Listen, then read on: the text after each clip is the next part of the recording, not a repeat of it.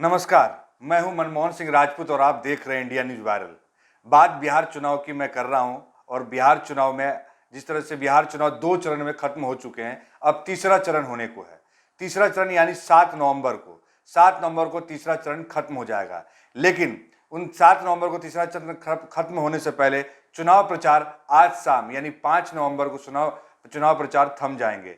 उसके बाद प्रत्याशी हैं वो घर घर जाकर अपना मत के लिए अपना हाथ जोड़कर विनती कर सकते हैं, ना वो रैली कर सकते हैं। जिस तरह से नरेंद्र मोदी बिहार में रैली कर रहे हैं, नीतीश कुमार रैली कर रहे हैं, तेजस्वी यादव रैली कर रहे हैं, उसी तरह चुनाव प्रचार आज शाम 5 बजे थम जाएगा। इसके बाद कोई भी चुनाव प्रचार नहीं कर सकते हैं। बड़े नेता हो या छोटे हो या प्रत्याशी हो, कोई भी चुनाव प्रचार नहीं करेंगे। अब वो 7 तारीख को अपने किस्मत को आजमाने के लिए यानी अपने वोटिंग का इंतजार करेंगे, ताकि वो जो प्रत्याशी है 7 नवंबर को वोटिंग हो सके। और 7 नवंबर के बाद यानी 10 नवंबर को इनके किस्मत का फैसला होगा। हम ये कह सकते हैं कि ये कौन जीतेगा कौन हारेगा, ये किस्मत का फैसला ये जादुई पिटारा में अब जैसे ईवीएम में बंद होने के बाद ये 10 तारीख को उनके किस्मत का फैसला होगा। और 10 तारीख को सुबह 9 बजे से लेकर रात के 9 बजे तक ये गहमा गहमी रहेगा। आपको भी पता है चुनाव में इस तरह की गहमा गहमी बनी रहती है। उसके 5 जैसे 7 तारीख को चुनाव खत्म होते के साथ ही 8 तारीख से एग्जिट पोल या 7 तारीख के शाम के 7 बजे से ही आप एग्जिट पोल देख सकते हैं कि किसकी सरकार बनेगी। जितने भी चैनल हैं लगभग सारे एग्जिट पोल दिखाएंगे कि किसकी सरकार बनेगी, कौन आ रहा है इस सरकार में, इस साल कौन राज करेगा, 5 साल किसके हाथ में विकास की छड़ी आएगी, कौन विकास करेगा, नीतीश कुमार चलाएंगे सरकार या तेजस्वी यादव होंगे या एनडीए पूरे मिलकर के सरकार चलाएगी। ये देखने वाली बात होगी।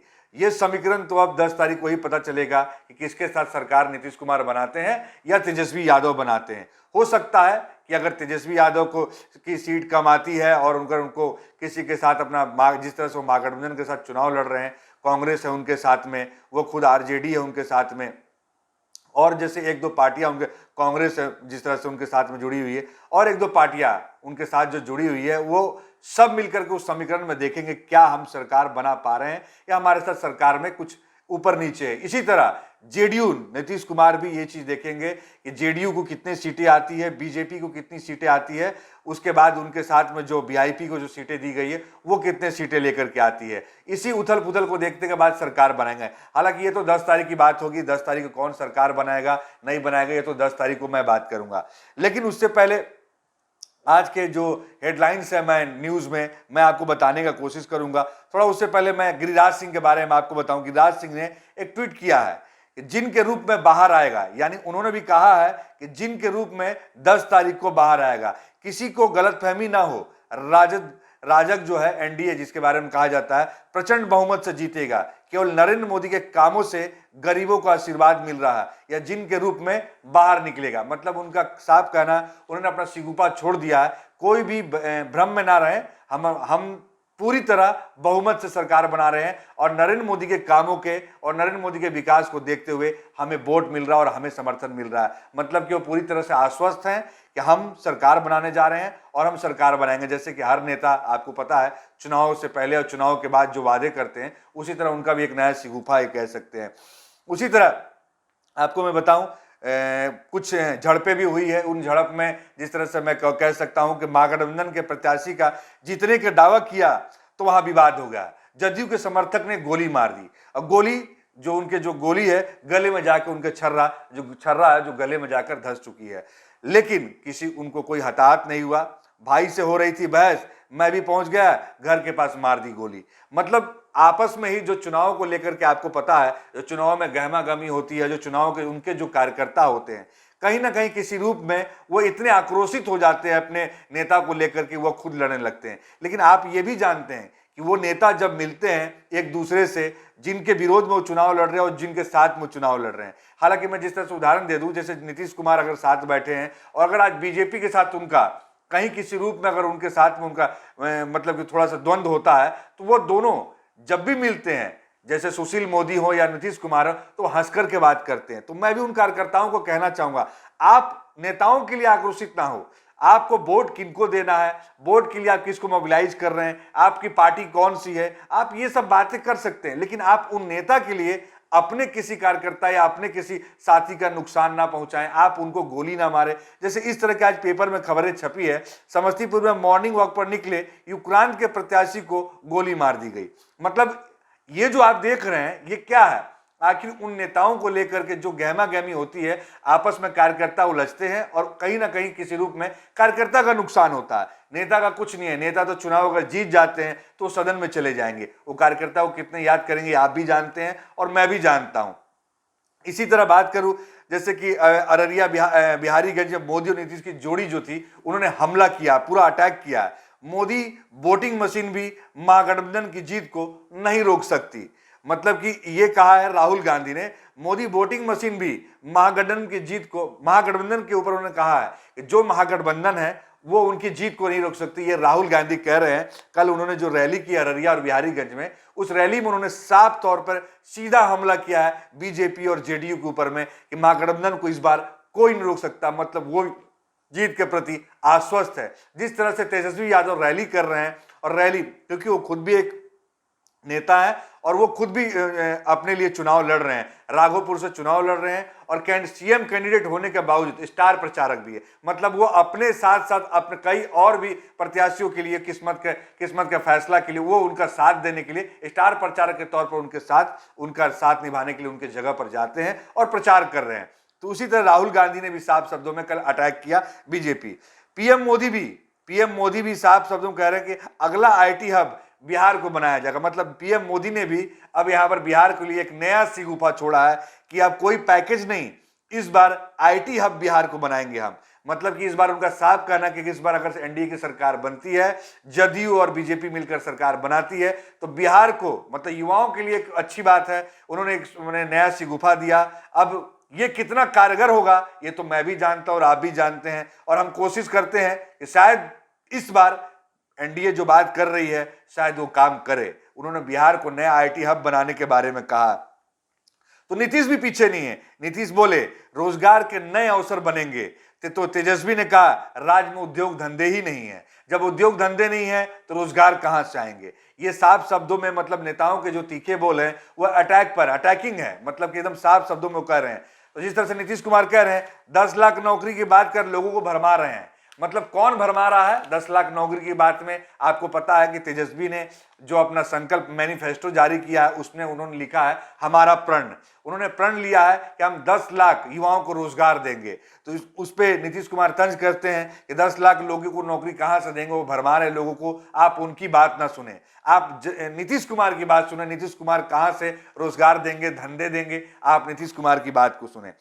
तो तेजस्वी यादव ने नीतीश कुमार की बातों पर सीधा अटैक किया। उन्होंने साफ कहा महंगाई और पलायन पर क्यों नहीं बोलते नीतीश कुमार? जैसा कि मैंने भी आपसे पूछा था कि भाजपा एनडीए सरकार जो 10 साल, जिस तरह से 10 साल सरकार चला रही है, 5 साल उन्होंने सरकार चलाया बीजेपी के साथ, फिर बीच में उनका मनमुटाव होता है बीजेपी के साथ में, तो वो नीतीश कुमार महागठबंधन के साथ चले जाते हैं। मतलब आरजेडी कांग्रेस के साथ में सरकार बनाते हैं, फिर उनका बीच से मनमुटाव होता है, वो आरजेडी और कांग्रेस से मोह भंग होकर फिर बीजेपी में चले आते हैं। लेकिन 9 साल उन्होंने पूरा सरकार चलाया, 9 साल उन्होंने राज्य किया। उन राज्य करने के हिसाब से उनके आंकड़े वो मांग रहे हैं तेजस्वी यादव कि भाई महंगाई और पलायन पर क्यों नहीं बोलते, आप कार्य पर क्यों नहीं बोलते, आपने जो कार्य किया उस पर क्यों नहीं बोलते। आप जंगल राज पे ही उंगली उठाते हैं, आप तेजस्वी यादव तेज प्रताप के ऊपर उंगली उठाते हैं, आप लालू प्रसाद के ऊपर उंगली उठाते हैं। इस पर उन्होंने ये बातें कही है।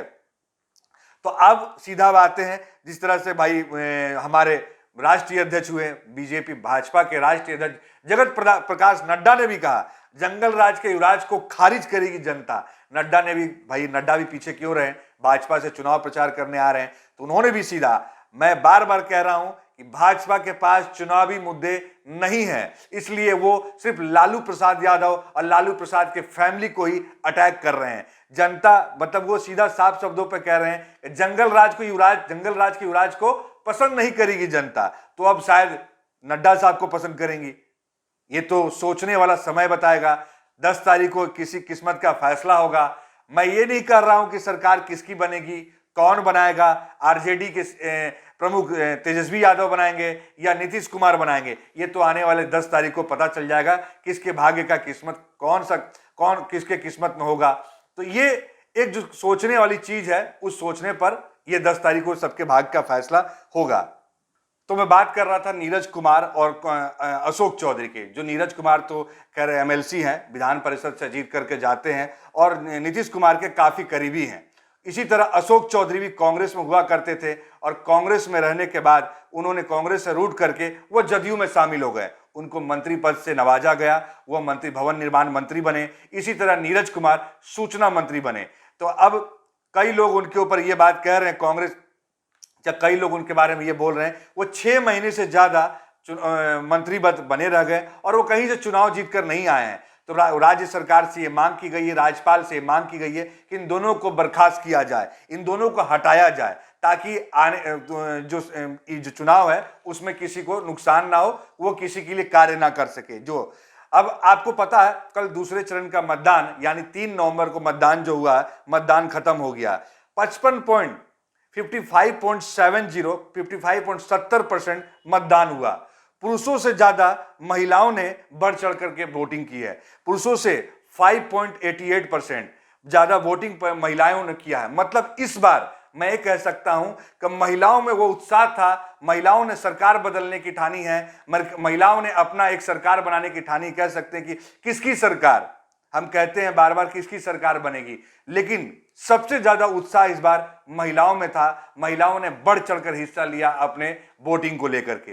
तो वोटिंग के आधार पर जिस तरह से वोटिंग हुई बिहार में, तो उसका परसेंटेज कह सकता हूं दूसरे चरण का 55.70 रहा और महिलाओं ने बढ़ चढ़कर हिस्सा लिया। महिलाओं ने 5.88% ज्यादा वोटिंग किया है पुरुषों से।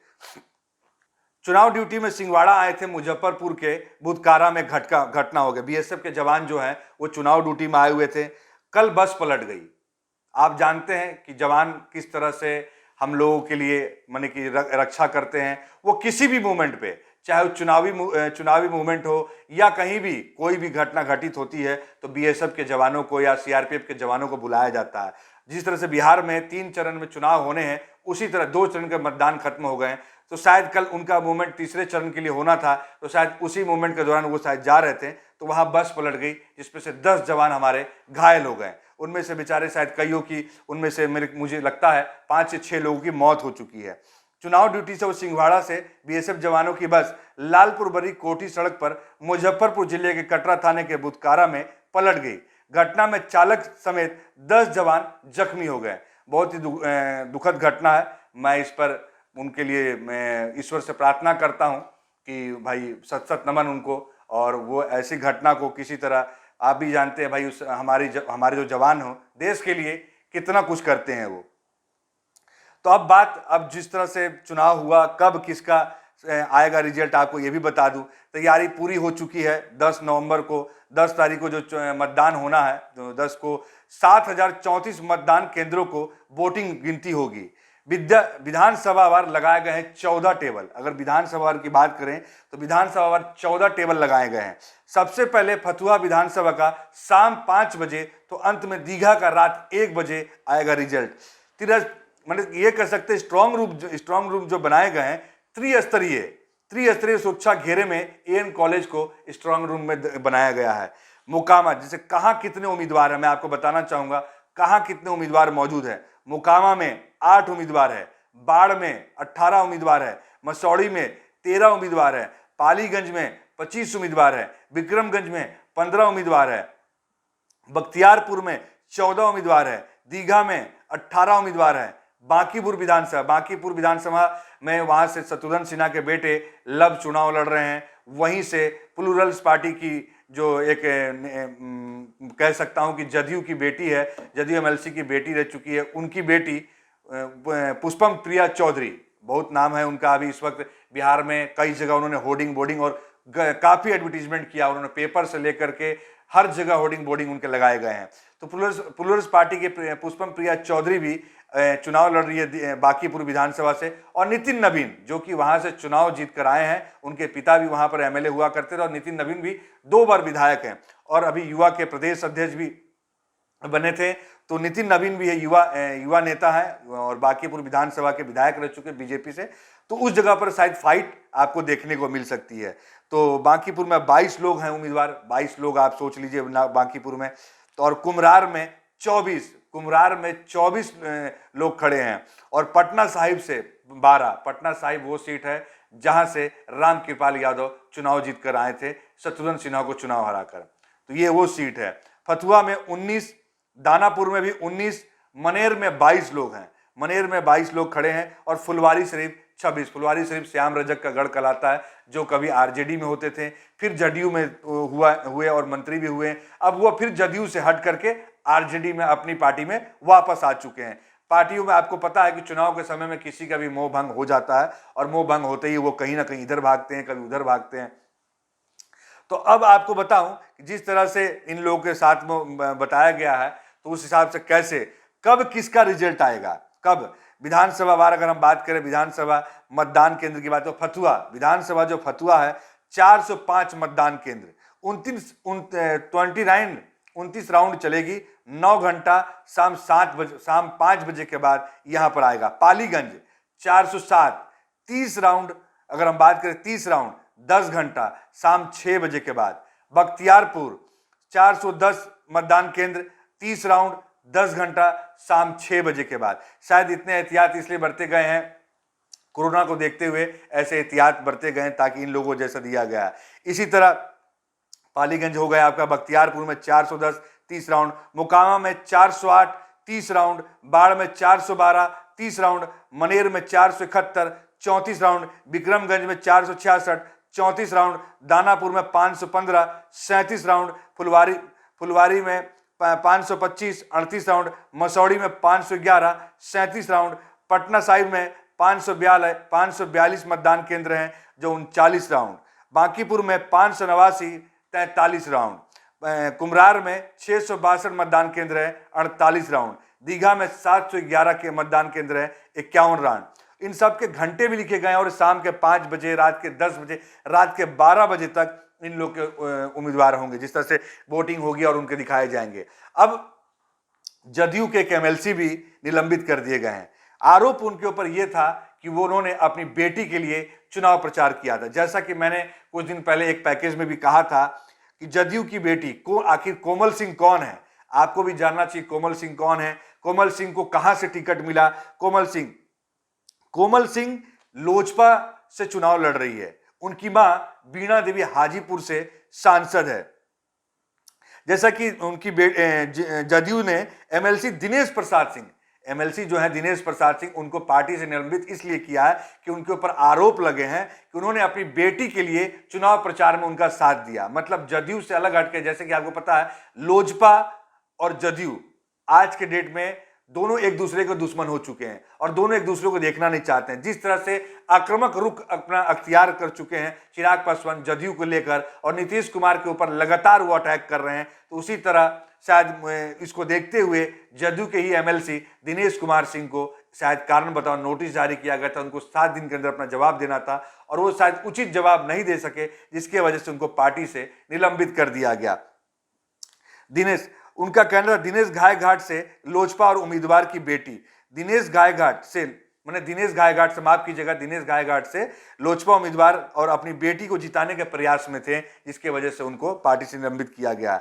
महेश्वर यादव पार्टी से निलंबित करते हुए महेश्वर यादव ने उनको पार्टी से निलंबित किया है। 10 दिन में जवाब मांगा, जो संतोषप्रद जवाब नहीं मिला, जो मैंने आपको कहा जवाब नहीं मिला। उनकी बेटी कोमल सिंह 7 नवंबर को उनका चुनाव है।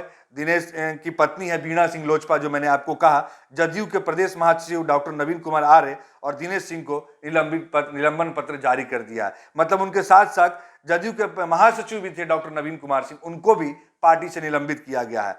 नीतीश राज, अब देखिए कांग्रेस के ही प्रवक्ता हैं, उन्होंने साफ शब्दों में उनके ऊपर अटैक किया, नीतीश कुमार के ऊपर। नीतीश और मोदी राज निरंकुशता निर्ममता का पर्याय है। मतलब सुरजेवाला ने साफ कहा है नीतीश और मोदी राज जो निरंकुशता का निर्ममता का पर्याय है, उन्होंने कोई काम नहीं किया है। अब हम आपसे जो बात करते हैं डीएलआर रिपोर्ट की, एडीसी रिपोर्ट की, 2005 में सिर्फ 58 करोड़पति चुनाव लड़ रहे थे, लेकिन इस बार 1231 लड़ रहे हैं। आप सोचिए कि 2005, आज से 15 साल पीछे अगर आप जाते हैं, 2005 में 58 करोड़पति चुनाव लड़ रहे थे और आज करोड़पति की जनसंख्या जो है 1231 है।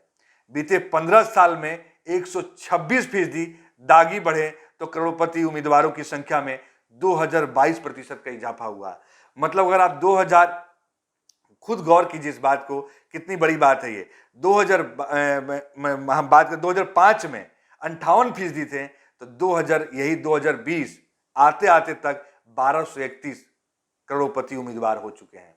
इसी तरह 15 साल में 126% दागी बढ़े तो करोड़पतियों की संख्या 2022% का इजाफा हुआ है। चुनाव लड़ने वाले प्रत्याशी जो हैं वो 84% बढ़ चुके हैं। जो चुनाव पहले जो लड़ते थे, किसी के मन में होती थी कि चुनाव लड़ेंगे, लेकिन आज उन प्रत्याशियों की जो अगर मैं बात करूं तो 84% लोगों की इच्छा हुई है चुनाव लड़ने की। चुनाव भी आप खुद सोचिए, चुनाव लड़ने वाले प्रत्याशियों की संख्या में 84% की वृद्धि हुई है। 2005 में 2027 प्रत्याशियों ने चुनाव लड़ा था, जबकि इस बार 3722 प्रत्याशी चुनावी मैदान में है। महिला प्रत्याशियों की अगर बात करें तो 2005 में 127 हुआ करती थी, लेकिन इस बार यानी कि 2020 में 371 महिला प्रत्याशी मैदान में है। ये भी बहुत बड़ी बात है। महिलाओं के बारे में हम कहते हैं महिलाओं को आगे आना चाहिए, उनको आगे आकर बात करनी चाहिए। और बहुत अच्छी बात है, अगर महिलाएं जीत कर जाती हैं तो हम ये कह सकते हैं कि शायद उनका मन बदल रहा है, देश में विकास की एक रफ्तार बढ़ रही है। तो महिलाएं कितने जीत कर आती है, ये भी एक देखने वाली बात होगी। अब चलिए हम चुनावी वर्ष में बात करते हैं, आपराधिक मामलों के बारे में बात करेंगे, गंभीर मामलों की बात करेंगे, करोड़पति की बात करेंगे, स्नातक प्लस की बात करेंगे, महिला की बात करेंगे, कुल प्रत्याशियों की बात करेंगे। देखिए आपराधिक मामले 2005 में 533 थे, वही 2010 1048 आपराधिक मामले प्रत्याशी जो थे, वहीं 2015 में 1016 और 2020 आते आते तक 1201 आपराधिक मामले प्रत्याशियों के ऊपर दर्ज हैं। 1201 ऐसे प्रत्याशी हैं जिनके ऊपर आपराधिक मामले दर्ज हैं। गंभीर मामले में जो गंभीर मामले हैं उनमें 2005 में 345 प्रत्याशी हुआ करते थे, लेकिन वही 2010 में 600 मतलब सीधा 2 गुना, सीधा 614 जो प्रत्याशी हैं और गंभीर मामलों के आरोप में फंसे हुए हैं। जो 789 2015 में 789 लोग हैं, वही 2020 आते आते तक यह आंकड़ा सीधा 3 गुना हो जाता है, 915। अब करोड़पति की जो बात हम कर रहे थे वह 2005 में 58 उम्मीदवार थे जो करोड़पति थे, 2010 में 274 थे, यही 2015 में 832 उम्मीदवार थे, और यही 2020 आते तक 1231 उम्मीदवार प्रत्याशी जो हैं करोड़पति के दायरे में हैं। अब स्नातक की बात करें तो 2005 में स्नातक 826 थे, 2010 में 1375 थे, 2015 में स्नातक जो थे 1408। स्नातक प्रत्याशियों की मैं बात करता हूं, हम कहते हैं कि पढ़े लिखे होने चाहिए, हमारे प्रत्याशी पढ़े लिखे होंगे तभी जाकर के वो बीच में वो कहीं हमारी बात को रख सकते हैं, सदन में हमारी आवाज को उठा सकते हैं। तो वो हमारे लिए जो है स्नातक प्लस 2005 में 826 थे, 2010 में 1375 थे, 2015 में 1408 थे, और 2020 में ये हमारी खुशी की बात है कि 2020 में 1794, मतलब 50% ऐसे उम्मीदवार हैं जो स्नातक प्लस हैं। महिला की बात जो हम कर रहे थे वो 127 2005 में, 2010 में 214, 2015 में 271, 2020 आते तक 371 प्रत्याशी महिला प्रत्याशी हो चुकी है। कुल प्रत्याशियों की अगर हम बात करें तो 2005 में 2027 थी, और वही 2010 में 3292 थे, और 3401 2015 में थे। 2020 आते आते तक 3722 प्रत्याशियों ने अपने भाग को आजमाने का कोशिश किया है, अपने भाग को आजमाने के लिए वो पूरी तरह से पूर्ण रूप से है। लेकिन अब इनके किस्मत का फैसला 10 तारीख को होगा। 10 तारीख को सबके किस्मत का ताला खुलेगा, किसकी हार होगी, कौन जीतेगा, यह तो समय बताएगा। आने वाला समय किनका होगा ये सब उनके लिए आप देखेंगे, क्या मैंने बताएंगे, इनके लिए आपको खुद सोचना है कैसे किसके लिए काम करेंगे। ये अब प्रत्याशी, जिस प्रत्याशियों की बात हो रही थी, ये उनके लिए बात है। अब आपको पता है जिस तरह से अमेरिका में भी चुनाव चल रहे हैं, राष्ट्रपति चुनाव है अमेरिका में, और अमेरिका में चुनाव के लिए आपको पता है जिस तरह से अमेरिका में डोनाल्ड ट्रंप और जो बाइडेन चुनाव के लिए चल रहे हैं, पूरी रात जनता दिन भर बेचैनी के मूड में रही, जनता दिन भर बेचैनी रही। दुनिया वर्ल्ड कप फाइनल जैसा कह सकते हैं, वर्ल्ड कप जो फाइनल जैसा रोमांच होता है, इस तरह का रोमांच आपको देखने के लिए यूएस में मिल रहा था। लेकिन अभी जिस तरह से जो बाइडेन आगे चल रहे थे 231 213 पे डोनाल्ड ट्रंप थे, लेकिन अभी जो सूचना आ रही है उस प्रकार के तहत में शायद जो बाइडेन जिस तरह से आगे चल रहे थे डोनाल्ड ट्रंप पीछे चल रहे थे, डोनाल्ड ट्रंप शायद कोर्ट जा सकते हैं इन मामलों को लेकर। अमेरिका के कुछ शहरों में प्रदर्शन भी हुए, चुनाव के समय के प्रदर्शन भी हुए और कई लोगों ने इस पर प्रदर्शन भी किया। 120 साल के अमेरिकी इतिहास में सर्वाधिक वोट पड़े हैं, मतलब आप अंदाजा लगाइए 125 साल के बाद में सर्वाधिक वोटिंग परसेंट 66.9% वोटिंग हुए, फिर भी राष्ट्रपति तय नहीं हुए। जैसा कि सब कोई जानते थे आप लोग कि अगर किसी तरह के चुनाव में गड़बड़ी की आशंका होगी या उनको लगेगा कि चुनाव हमारी सरकार नहीं बन रही डोनाल्ड ट्रंप की, तो वो कोर्ट जा सकते हैं और हुआ भी शायद ऐसा ही, वो कोर्ट जा चुके हैं, जिसके लिए अभी तक हो गया है। तो वहां के लोग, जैसे कि आपको पता है कि वहां के लोगों जिस तरह सरकार को लेकर के उथल पुथल थी सरकार, और सरकार बननी थी और सरकार शायद बन भी जाती अगर ये उथल पुथल शायद नहीं होता डोनाल्ड ट्रंप और जो बाइडेन को लेकर के। और जैसा सब कोई जानते थे कि डोनाल्ड ट्रंप अगर हारेंगे तो वो कोर्ट जाएंगे ही जाएंगे, ऐसा हुआ। अब बात नीरव मोदी के खिलाफ। नीरव मोदी के खिलाफ ब्रिटिश अदालत ने भारत के सबूतों को स्वीकार कर लिया। ब्रिटिश अदालत ने नीरव के खिलाफ सबूत को स्वीकार कर लिया। इस फैसले से जिला न्यायाधीश सैमुअल गोंजी ने वेस्टमिंस्टर मजिस्ट्रेट अदालत में सीबीआई और प्रवर्तन निदेशालय ईडी द्वारा कुछ गवाहों को बयानों की स्वीकार्यता के खिलाफ और पक्ष में दलीलें सुनी। नीरव को 1 दिसंबर तक के लिए रिमांड पर भेज दिया गया है, मतलब उनके खिलाफ जो भी सबूत भारत सरकार ने पेश किया था उसको ब्रिटिश अदालत ने स्वीकार कर लिया है। मतलब नीरव मोदी के लिए मुश्किल की घड़ी है। अब नीरव मोदी के अगर ये स्वीकार किया गया है तो आने वाला समय मुझे लगता है नीरव मोदी भारत में प्रत्यर्पण नीरव मोदी का हो सकता है। मुझे दीजिए इजाजत, मैं हूं मनमोहन सिंह राजपूत, आप देख रहे थे इंडिया न्यूज वायरल। अगर आपको हमारी खबर पसंद आती है, लेटेस्ट खबरों के लिए आप हमारे चैनल को लाइक और सब्सक्राइब करना ना भूलें।